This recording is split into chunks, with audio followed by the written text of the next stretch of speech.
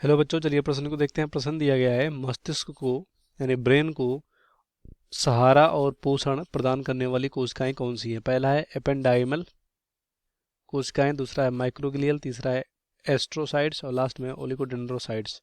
सबसे पहले इस प्रश्न का आप देख लेते हैं मुख्य अवधारणा। मुख्य अवधारणा मुख्य अवधारणा में हम देखेंगे मुख्य अवधारणा मुख्य अवधारणा में हम देखेंगे यहाँ पर किसके बारे में, ग्लियल कोशिका के बारे में। इसके बारे में ग्लियल कोशिका।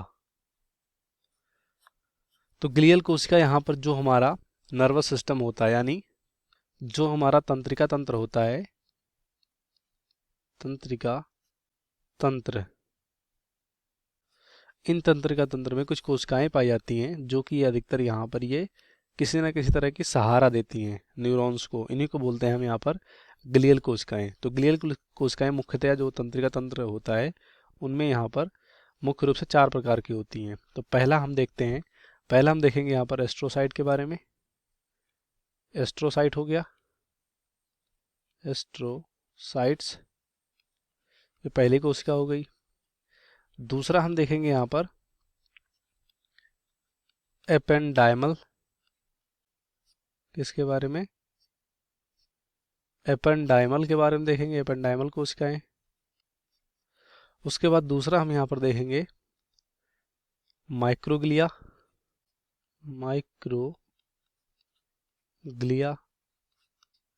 लास्ट में देखेंगे चौथा जो हमारा है वो है ओलिगोडेंड्रोसाइट्स के बारे में। तो ये 4 मुख्य यहाँ पर कोशिकाएं होती हैं हमारे ग्लियल कोशिकाएं। तो कौन सी ग्लियल कोशिकाएं इन चारों में से मस्तिष्क को सहारा और पोषण प्रदान करती हैं। तो जो हमारा यहाँ पर है एस्ट्रोसाइट, यही मस्तिष्क को सहारा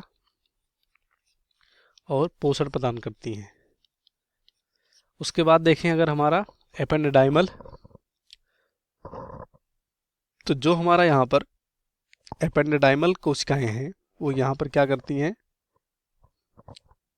तो यहाँ पर जो द्रव होता है, द्रव इसके प्रोडक्शन में ये सहायता करती हैं। यानी जो हमारा CSF है यानी सेरेब्रो स्पाइनल फ्लूइड, इनको ये प्रोडक्शन में सहायता करती हैं।